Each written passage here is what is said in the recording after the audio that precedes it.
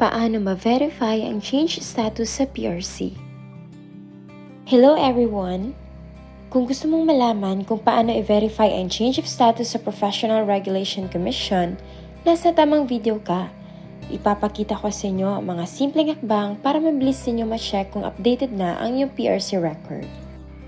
Ang video na ito ay para lamang sa layunin ng pagbibigay impormasyon. Hindi ako konektado, affiliated sa Professional Regulation Commission. Ang lahat ng impormasyon ay binahagi base lamang sa aking personal na karanasan at research. Maaaring magbago ang proseso, requirements at bayarin anumang oras. Pinapayuhan ang lahat na bisitahin ang opisyal na website ng PRC o tumawag sa PRC office para sa opisyal at pinakabagong guidelines. First step, pumunta sa Google at i-type ang website na www.prc.gov.ph. Pagkatapos ay pindutin ang Enter. Pangalawa, i-click ang Close button upang sara ang notification na lalabas. Pangatlo, hanapin sa PRC homepage ang Other e-services at i-click ang Verification of Licenses. Pang-apat, sa Other e-services ay may tatlong pagpipilian. I-click ang Verification of Licenses. Panglima, sa page ng Verification of Licenses, may tatlong pagpipilian. I-click ang Verification of License by License Number.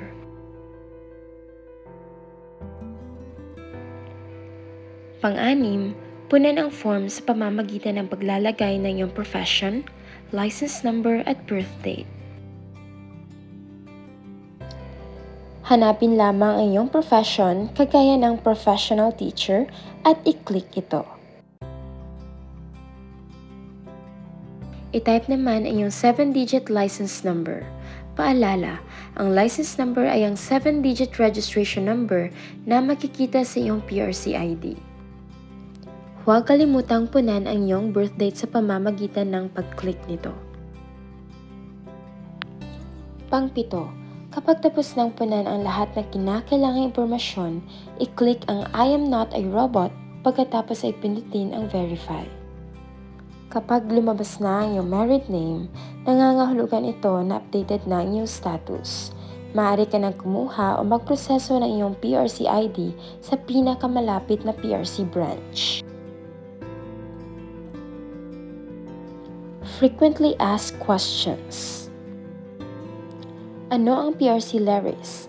Ang PRC LERIS or Licensure, Examination and Registration Information System ay ang online system ng PRC kung saan maaari mag-register, mag-verify ng license at mag-update ng personal information gaya ng pangalan at civil status.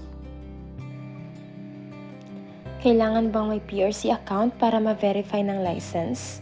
Hindi na kailangan. Ang verification of license ay accessible kahit walang PRC LERIS account. Ano ang gagamitin kong license number sa verification? Gamitin ang 7-digit registration number na makikita sa iyong PRC ID, hindi ang application number. Ano ang ibig sabihin kapag lumabas na ang married name ko sa verification? Ibig sabihin nito ay approved at updated na ang iyong change status sa PRC records at maaari ka nang magproseso o kumuha ng bagong PRC ID.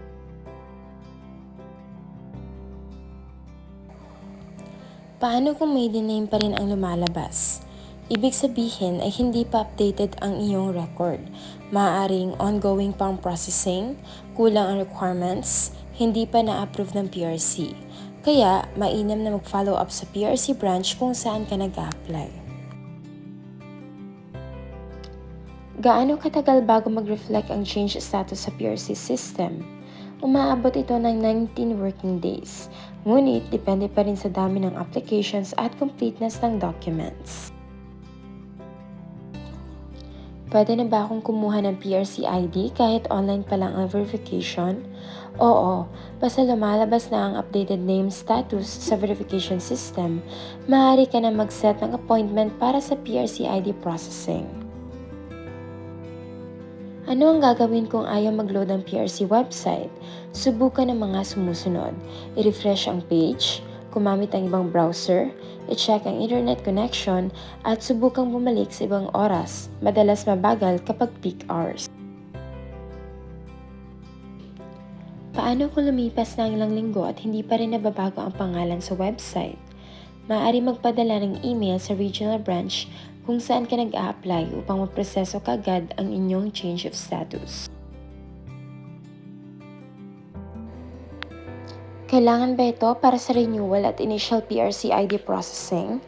Oo, ang license verification ay mahalagang hakbang bago mag-renew o kumuha ng bagong PRC ID, lalo na kung may pagbabago sa pangalan o personal details. Tips: para sa iba pang impormasyon, bisitahin ang www.prc.gov.ph o pumunta sa pinakamalapit na PRC office. Tandaan, kasabay ng bagong yugto ng buhay, mahalagang updated din ang ating profesional na pagkakakilanlan.